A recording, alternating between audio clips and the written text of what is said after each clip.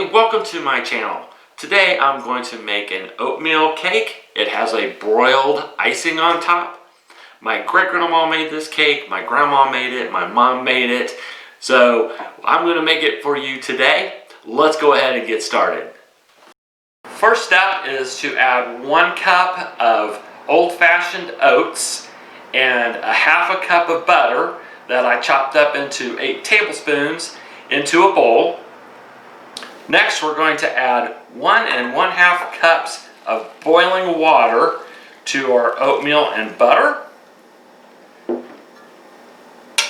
Give that a little bit of a stir, and then we'll let this set while we make the rest of our cake. Now we're going to sift together our flour, baking soda, and spices. All the ingredients and measurements are in the description box. And we'll set this aside for now. I've set up my mixer, and I'm going to add to the bowl 1 cup of brown sugar and 1 cup of granulated sugar.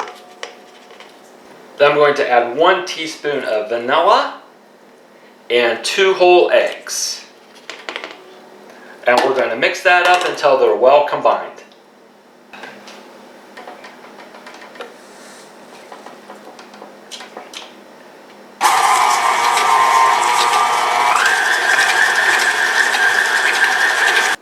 Now I'm going to start adding my dry ingredients.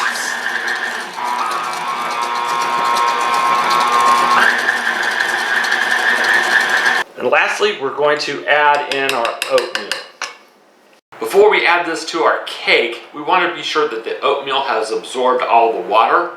If you find that it's not doing that, the water just cooled down too quickly.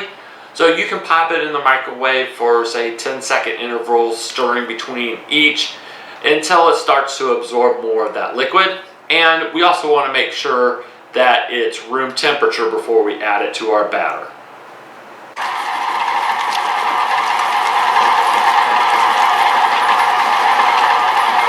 Now we're going to pour our batter into a 9x13 baking dish and bake it at 350 degrees for 35 to 45 minutes, or until the old proverbial toothpick comes out clean in the middle.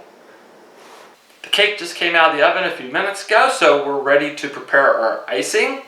So in a mixing bowl, I have a half a cup of brown sugar, and to that I'm going to add a 1/4 cup of melted butter.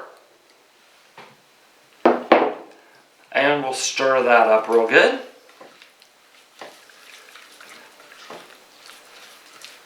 Then we're going to add 3 tablespoons of milk.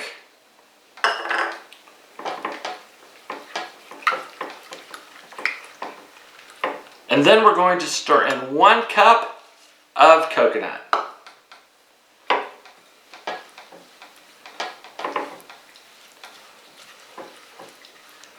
Optionally now, you can add a half a cup of nuts like almonds or pecans, but I'm going to leave them off this time because I'm not a big nut fan.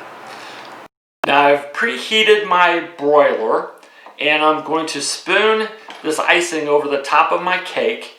I'm going to put it under the broiler. I'm going to leave the door open and put it about 4 to 6 inches away from the heating elements.